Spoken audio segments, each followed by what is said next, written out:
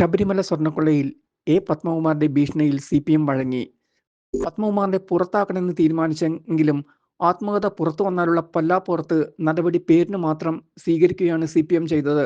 തൽക്കാലം പാർട്ടിയിൽ നിന്നും സസ്പെൻഷനാണ് പത്മകുമാറിന് നൽകിയത്. പുറത്താക്കിയാൽ വരുന്ന വെളിപ്പെടുത്തൽ പേടിച്ചാണ് പാർട്ടി നടപടി സസ്പെൻഷനിൽ ഒതുക്കിയത്. പാർട്ടി നടപടിയെടുത്താൽ ശബരിമലയിലെ പല കാര്യങ്ങളും വെളിപ്പെടുത്തുമെന്ന് പത്മകുമാർ സുഹൃത്തുക്കളോടും സിപിഎം നേതാക്കളോടും പറയുകയും ചെയ്തിരുന്നു. സിപിഎം പുറത്താക്കുമെന്ന തോന്നൽ വന്നപ്പോൾ തന്നെ പത്മകുമാർ ആദ്യ വെടി പൊട്ടിച്ചിരുന്നു. ശബരിമല യുവതീ പ്രവേശനത്തിന് പിണറായി സർക്കാർ ഗൂഢാലോചന നടത്തിയെന്നാണ് ആരോപിച്ചത്.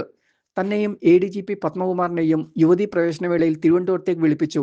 അന്ന് പുലർച്ചെ തിരുവനന്തപുരം ദേവസ്വം ഹെഡ്ക്വാർട്ടേഴ്സിൽ TV വെച്ചപ്പോഴാണ് യുവതീ പ്രവേശനം അറിഞ്ഞതെന്നാണ് പത്മകുമാർ പറഞ്ഞത്. പിണറായിയെ കണ്ടപ്പോൾ തന്നെ വിളിപ്പിച്ചിട്ടില്ലെന്ന് പറഞ്ഞു. എന്നാൽ മുഖ്യമന്ത്രിയുടെ PS പിണറായി പറഞ്ഞതിനാലാണ് വിളിപ്പിച്ചത് എന്നും പറഞ്ഞു. ഇത് പറഞ്ഞിട്ടാണ് സർക്കാർ തല ഗൂഢാലോചനയാണ് യുവതീ പ്രവേശനത്തിന് പിന്നിലെന്ന് പത്മകുമാർ സുഹൃത്തുക്കളോട് വെളിപ്പെടുത്തിയത്.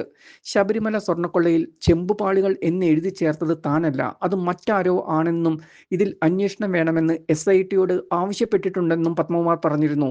ഇതോടെ ഒരുമിച്ച് വെട്ടിലായത് പിണറായി സർക്കാരും പാർട്ടിയുമായിരുന്നു. സംഭവത്തിന്റെ ഗൗരവം മനസ്സിലാക്കിയാണ് പിണറായി തന്നെ ഇതിന് മറുപടി പറഞ്ഞത്. പത്മകുമാറിനെ ആരും ശബരിമലയിൽ നിന്നും മാറ്റി നിർത്തിയിട്ടില്ലെന്നാണ് വാർത്താ സമ്മേളനത്തിൽ പിണറായി പറഞ്ഞത്.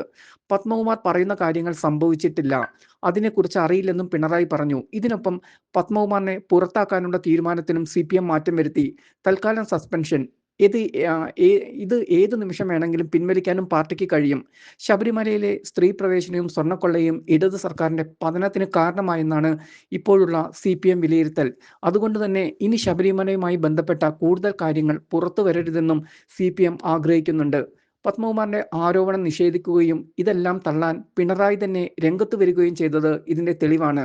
സ്വർണ്ണക്കൊള്ള SIT ആണ് അന്വേഷിക്കുന്നത്. SITക്ക് രൂപം കൊടുത്തത് ഹൈക്കോടതിയാണ്.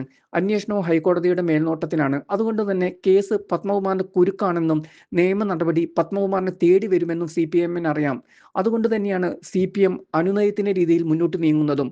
പത്മകുമാറിന്റെ ആത്മകഥ പുറത്തു വന്നാൽ അത് കൂടുതൽ കുരുക്കാവുമെന്നും വാർത്തകൾ നിറയുമെന്നും പാർട്ടിക്ക് അറിയുകയും ചെയ്യാം. അതുകൊണ്ട് തന്നെ തൽക്കാലം പത്മകുമാറിന്റെ മുന്നിൽ ഭീഷണിക്ക് വഴങ്ങുകയാണ് CPM ചെയ്യുന്നത്. ഇത് CPMന്റെ രീതിയല്ലെങ്കിലും പാർട്ടി ചുവട് മാറ്റിയിരിക്കുന്നു.